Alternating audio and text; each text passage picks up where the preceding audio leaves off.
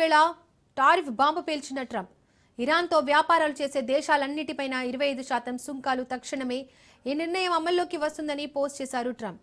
ఇదే తుది నిర్ణయమని, ఇందులో ఎలాంటి మార్పు ఉండబోదు అని, ఇరాన్పై ఒత్తిడి పెంచేందుకే సుంకాల పెంపు అని నిర్ణయం తీసుకున్నారు ట్రంప్. భారత్ పైన ప్రభావం చూపనున్నట్టుగా అభిప్రాయాలు వెలువడుతున్నాయి. China, Turkey, United Arab Emirates, ఇరాక్తో పాటు ఇరాన్ను కూడా ముఖ్య వాణిజ్య భాగస్వామిగా ఉన్న భారత్ 2025లో భారత్కు సుమారు 7% ఇరాన్ ఎగుమతులు.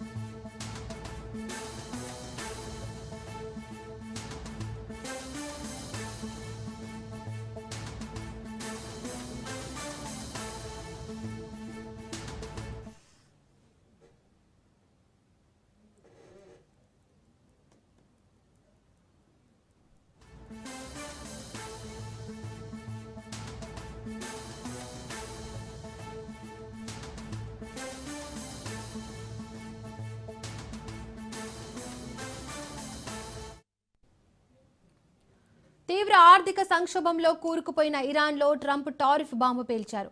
2 వారాలకు పైగా పౌరుల విధుల్లో తీవ్ర నిరసనలు కొనసాగిస్తున్న వేళ అమెరికా అధ్యక్షుడు ట్రంప్ కీలక నిర్ణయం తీసుకున్నారు.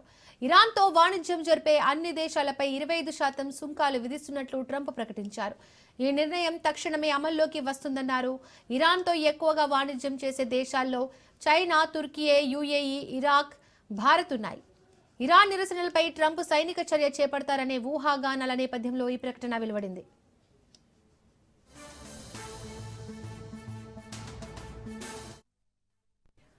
నిత్యావసర ధరలు ఆకాశాన్ని అంటడం, కరెన్సీ విలువ భారీగా పతనమవడంతో గత నెల 28 నుంచి ఇరాన్ వ్యాప్తంగా నిరసనలు ప్రారంభమయ్యాయి. ఈ ఘర్షణల్లో ఇప్పటి వరకు 646 మంది ప్రాణాలు కోల్పోయారు.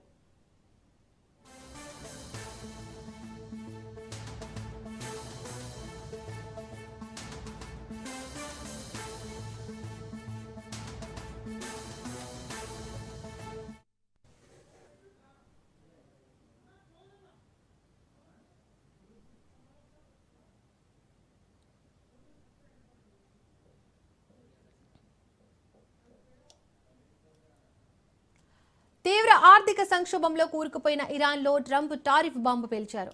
2 వారాలకు పైగా పౌరులు విధుల్లో తీవ్ర నిరసనలు కొనసాగిస్తున్న వేళ అమెరికా అధ్యక్షుడు ట్రంప్ కీలక నిర్ణయం తీసుకున్నారు. ఇరాన్తో